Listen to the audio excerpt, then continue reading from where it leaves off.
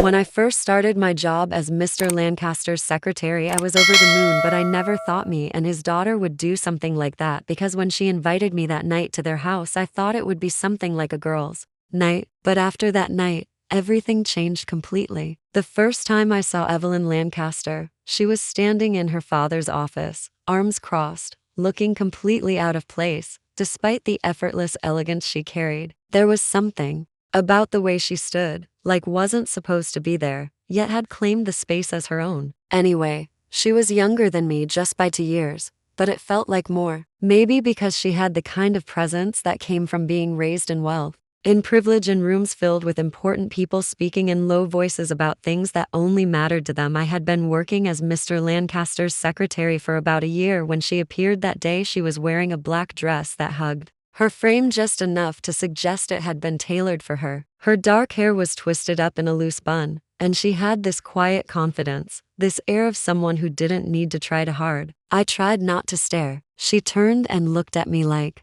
she had just realized I was there. "You're my dad's secretary." Her voice was smooth, low, slightly disinterested. I nodded yes. She didn't introduce herself, but she didn't need to. Everyone in the company knew who she was. Evelyn Lancaster, the only daughter of the man who owned half the skyline. I had heard enough whispers about her to know she wasn't the type to show up at the office often. She glanced at my desk, eyes moving over the neatly stacked paperwork, the mug of coffee slowly growing cold, the book I had pushed to the side. Her gaze lingered there for a second longer, like she was trying to see what kind of person I was, just from the title. Then she turned and left, her heels clicking softly against the floor. I thought that would be the end of it, but then she started showing up more often. At first it was nothing, just brief appearances, fleeting moments. She would step into her father's office, exchange a few words with him, and then she'd be gone. Sometimes she wouldn't even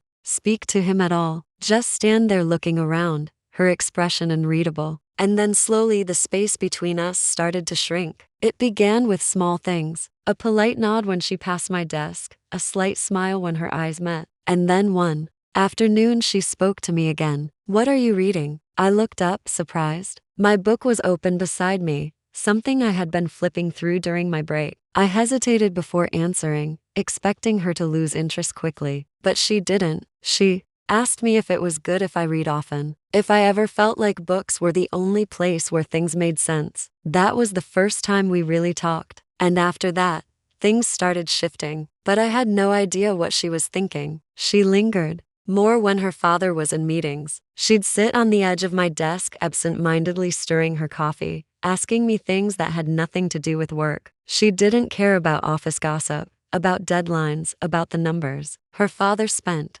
his life obsessing over. She cared about people, about their thoughts, their dreams, their fears. At first, it felt strange, spending time with her, answering her questions, letting the distance between us disappear. But then it became routine. We started getting coffee together during my breaks. We talked about music, about books, about the feeling of walking through a quiet city at night when the world felt softer, slower. We talked about things we didn't talk about with anyone else. And somewhere along the way, without meaning to, we became friends. She was different from what I had expected. People thought she was spoiled, careless, just another rich girl who had everything handed to her. But I saw someone else. I saw someone who felt trapped in a life she didn't choose. Someone who hated expectations but had no idea how to escape them. Someone who kept people at a distance because letting them in meant giving them the power to hurt her. I understood that more than I wanted to admit.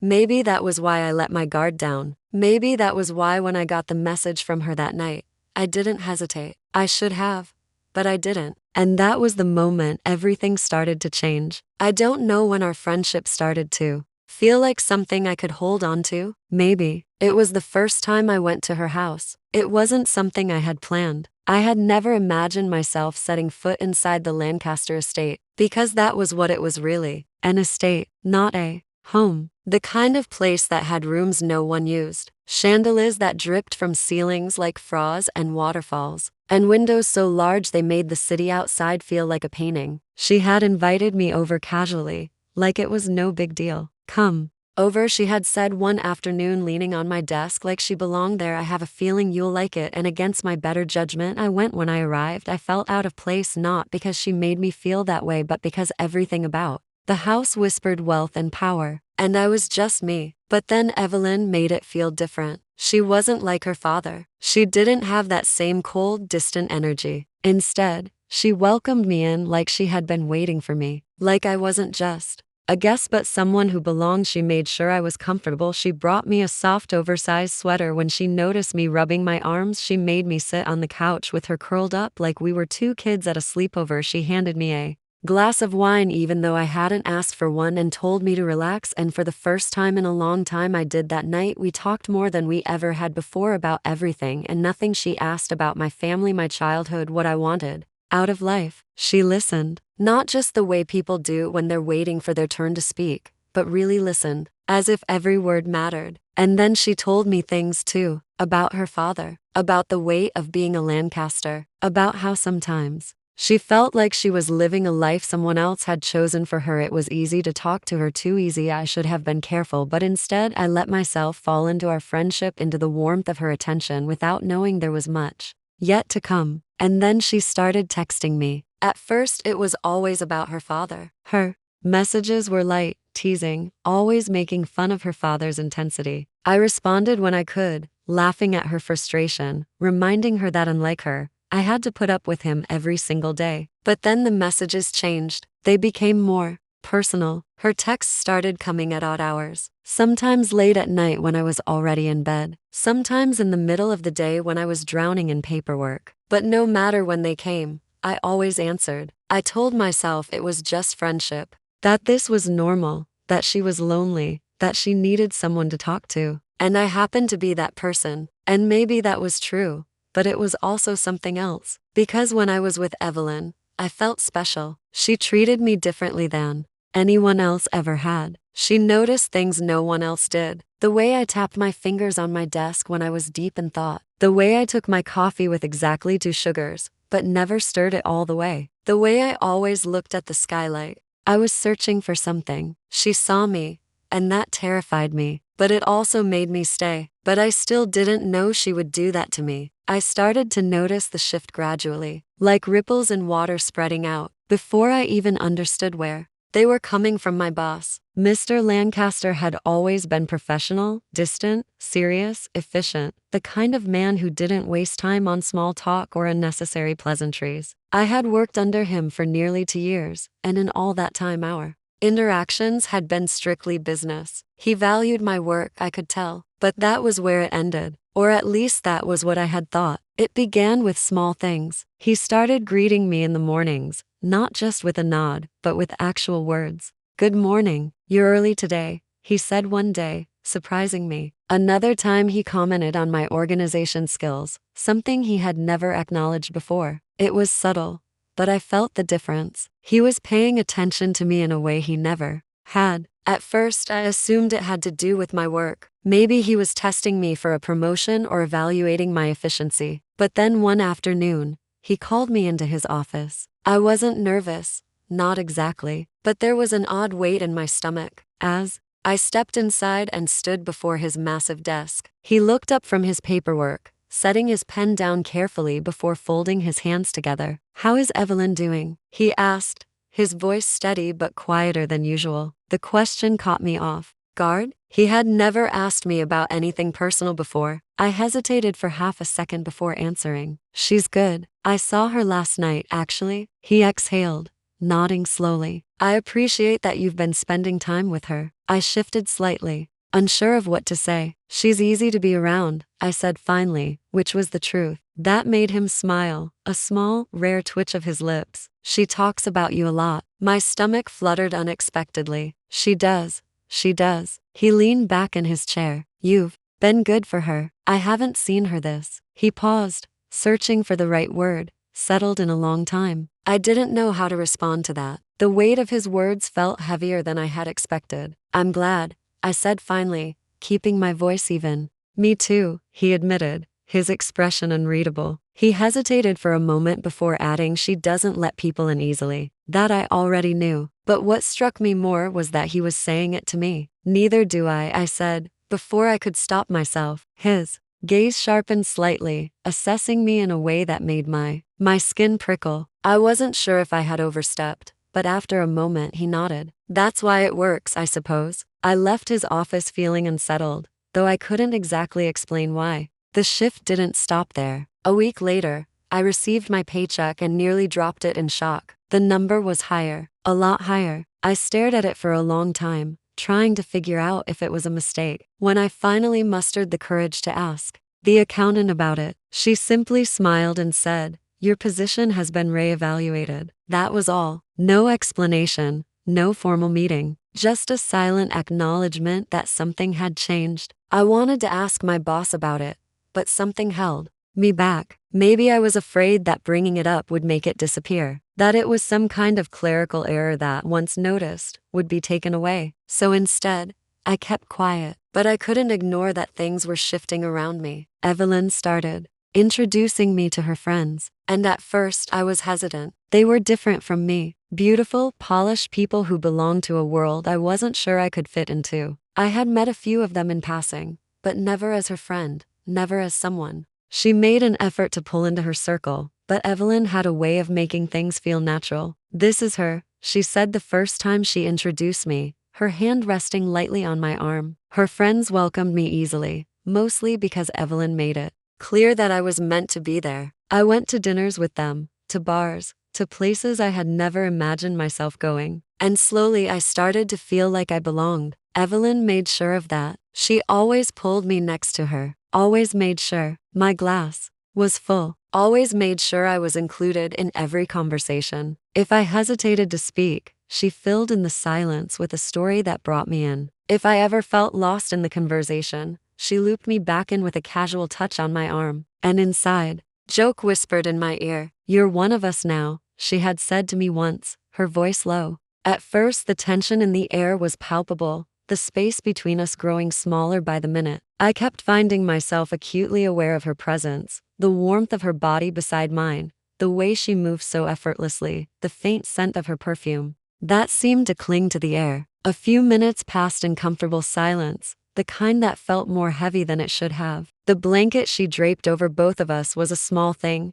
but it was enough for her hand to brush against mine as she adjusted it, the touch sending a spark of heat through me. "You're quiet," she said, her voice low, almost a whisper, like she knew something was building between us. "I'm just thinking," I replied, though my words felt too rehearsed. I couldn't help it. My thoughts were a whirlwind, spinning in circles as I tried to make sense of what was happening. She turned to face me more fully now, the flicker of candlelight dancing across her face. Her eyes were intense, searching, waiting for something. "What are you thinking?" I swallowed hard, words caught in my throat. How could I say it? How could I say that every part of me was drawn to her? That my mind was spiraling with the thought of her lips on mine, her touch, everything? I tried to speak, but my words died before I could get them out. She reached out then, gently placing her hand on my knee, her fingers lightly tracing the fabric of my jeans. Her touch was soft, but it sent a surge of warmth through me. Her gaze was locked onto mine, and I couldn't look away. Every part of me was aware of her in that moment, aware of her presence, of the way her lips slightly parted, of the tension hanging in the air like a fragile thread that could snap at any second. I think she whispered, her hand moving to rest on my chest, the soft pressure of her fingers steadying me. "We've been dancing around this for too long." Her words were like spark to dry tinder. The silence shattered. I leaned in before I even realized what I was doing, my lips brushing against hers in a tentative kiss. It was soft at first, just a gentle meeting of mouths, but the moment we touched, everything inside me seemed to shift. Her lips parted against mine, deepening the kiss, and the warmth of her body, the taste of the wine, the way her fingers dug gently into my skin, all of it consumed me. My heart was racing now, my hands finding their way to her waist, pulling her closer. She shifted, straddling me on the couch, her body pressed firmly against mine. I didn't hesitate. I let myself feel everything, every inch of her, every soft gasp that left her lips as I kissed her again, harder, with more urgency. The tension we had both held back for so long was gone now, melted away in the heat of the moment as her hands ran through my hair, pulling me closer. I knew there was no turning back. There was only now, and the only thing I could focus on was the warmth of her body, the taste of her lips, and the undeniable pull that we had both been fighting for far too long. The rest of the world didn't exist, not anymore, and in that moment, everything felt right. And then she kissed me again. It was nothing like I had imagined. There was no hesitation, no softness. It was raw, full of hunger, like we were both starved for something we'd been denying for too long. Her lips were warm, insistent, pulling me in as though she couldn't get close enough. My heart slammed against my rib cage, the warmth flooding through me in waves, making everything feel sharper, clearer. I barely realized. My hands were shaking as I reached for her, tracing the lines of her arms, feeling the strength hidden beneath her clothes. She pulled me closer, her hands gripping my waist, and I felt her body pressed against mine. Hot, solid, real. All the space that had separated us for so long disappeared, leaving only the heat of our kiss and the steady rhythm of our breathing. I was falling, spailing, and there was no part of me that wanted to stop. Every inch of her felt like a promise, every touch a question. I didn't know how to answer. I slid my hand up her back, fingers brushing against her skin, sending a shiver through both of us. She shuddered against me, a soft gasp breaking free as my hand slipped under the fabric of her hoodie, skin meeting skin. I could feel her pulse against mine, frantic, fast, as if we were both trying to make up for lost time. It was like the world had disappeared, leaving only the feeling of her hands in my hair, her mouth on mine. There was no reason left to stop. Every doubt I had, every hesitation melted away under the force of the kiss, leaving only the desperate need for more. She moaned, the sound so soft, so intimate, it made my entire body ache. My fingers curled around her waist, pulling her closer, and I felt the way her chest rose and fell against mine, her breath shallow, quick. I was losing myself in the sensation, in the way our bodies seemed to fit together with such natural ease, as though we had been made for this. When she deepened the kiss, there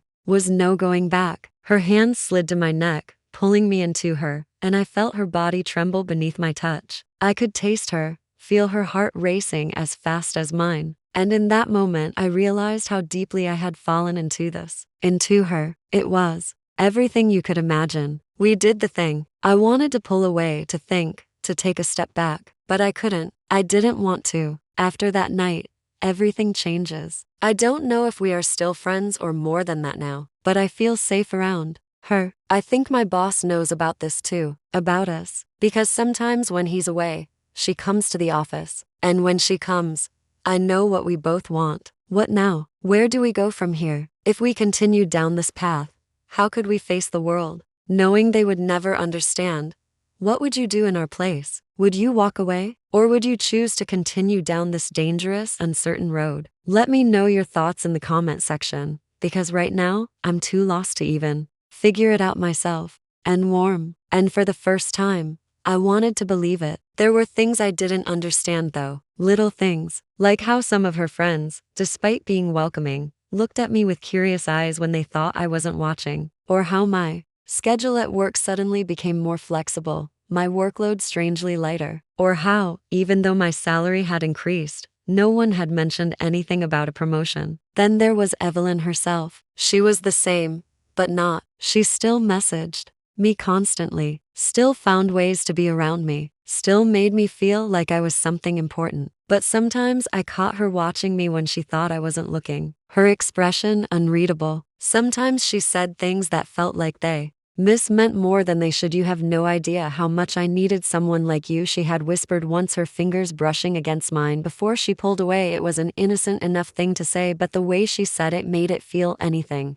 But still I ignored it, because I wanted this. The friendship, the acceptance, the feeling of belonging to something bigger than myself. But I didn't know then what I know now. I didn't know that I was standing at the edge of something that there was much more to come. The changes in my life had happened so subtly that I hadn't even realized them at first. But I never imagined those would turn my life upside down. Work had become more comfortable, almost suspiciously so. Tasks that had once drained me were now either handled by someone else or seemed to sort themselves out before they even reached my desk. My boss, who had always been professional but distant, had started treating me differently, too warmer, more appreciative. He stopped just waving me off with a distracted nod when I updated him on something. Now he actually looked at me, acknowledged my work, even smiled sometimes. One afternoon, after a particularly smooth day, he stopped by my desk. "I appreciate everything you do here," he said. I blinked. "Thank you, sir." He nodded, but instead of walking away like he usually did, he lingered for a moment as if deciding whether to say something else. Then with a small smile, he added, "And thank you for being there for Evelyn." I didn't know how to respond to that. "She talks about you a lot," he continued. "It's been a while since I've seen her this connected with someone. I think it's good for her. She's a great person," I said carefully. "She is," he agreed, "but she's also complicated." His tone had shifted slightly, something unreadable slipping into his expression. "I hope you know what you're getting into." I forced a small laugh. "We're just friends." He studied me for a moment, then nodded. "Good friends are important." The conversation stayed with me for the rest of the day. I wasn't sure why it felt so significant, but it did. Maybe it was the way he said it, like he knew something I didn't, like he was warning me without actually saying the words. But I brushed it off. Evelyn and I were friends, nothing more, nothing complicated, and honestly it was the best friendship I had ever had. She had a way of making me feel important, like I wasn't just another face in the crowd, another person passing through her life. When I visited her house, she made sure I was comfortable, always offering me the best seat, always remembering my favorite snacks, always making it seem like I belonged there. She listened to me, really listened, like every word I said held weight. She made me laugh in a way I hadn't in years. She made me feel seen. She told me about the time she tried to run away when she was 16, how she had packed a bag, slipped out the window, and made it exactly 2 blocks before realizing she had nowhere to go. I told her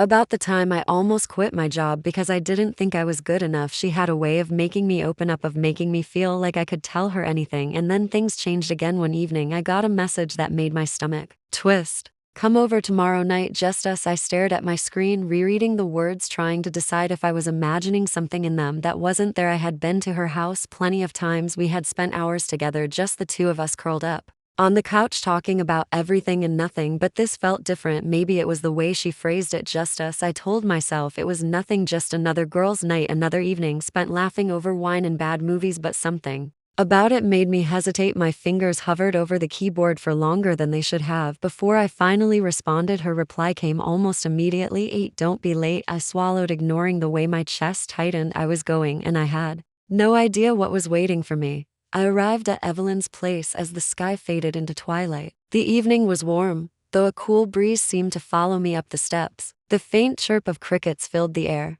making the quietness even more pronounced. I paused just for a moment, hand hovering over the doorbell. My fingers were almost trembling as I thought about what was coming. It felt like I was on the edge of something. I couldn't name it yet, but I knew it was there. The door opened and Evelyn stood in front of me. She wore a loose, flowing dress, the kind that seemed to shift with her every movement, catching the dim light in all the right ways. Her hair was pulled back in a messy bun, with a few strands falling loose, framing her face. She looked effortlessly perfect. "Hey," she said, her voice soft, almost as if she was testing the air, trying to see what was between us. "Hey," I replied, my own voice sounding strangely foreign in my ears. She stepped aside and I walked in, but the moment felt different, charged, like the space between us was thick with something unspoken. "Everyone out?" I asked, glancing around the house that usually had a bustling energy to it. "Yep," she answered simply, her lips curling into a small, inviting smile. "Just us tonight." I tried to hide the flutter in my chest at the way she said it. There was a certain weight behind those words, like a quiet promise. We made our way to the living room. The soft hum of the fridge in the kitchen was the only sound that filled the space. It was unusually peaceful, and the ambience was deliberate. Low lighting, a flickering candle on the table, and a bottle of wine already opened beside 2 glasses. I hesitated, unsure of what to do with myself, as the quiet it settled. And Evelyn was already sinking into the couch, patting the spot next to her. I took a breath, moving toward her. She poured the wine with practiced grace, the liquid dark and rich as it cascaded into the glasses. The aroma of the wine filled the air, warm and slightly sweet. She handed me one and raised hers. "2, tonight," she said, her voice low, a slight smile tugging at her lips. I mirrored her movements without knowing what's coming. Holding my glass to tonight, I repeated the words, hanging in the air like a quiet agreement. We clinked glasses. I took a sip, savoring the warmth of the wine as it slid down my throat. My eyes caught hers, the intensity of her gaze pulling me in. She was watching me, studying me with a look I couldn't quite place. There was something in it, something that made me feel as though I were unraveling slowly before her. "Comfortable?" she asked, settling back again against the couch. "Yeah," I murmured, though my heart was racing a little faster than usual. I felt her shift closer, her thigh brushing against mine, and a shiver ran up my spine. My pulse skipped as she reached for the remote. Turning on the TV, she scrolled through a list of movies, her finger pausing on a psychological thriller. Something like, "This intense but slow." I nodded. "Sounds perfect." The movie began, but neither of us truly watched it.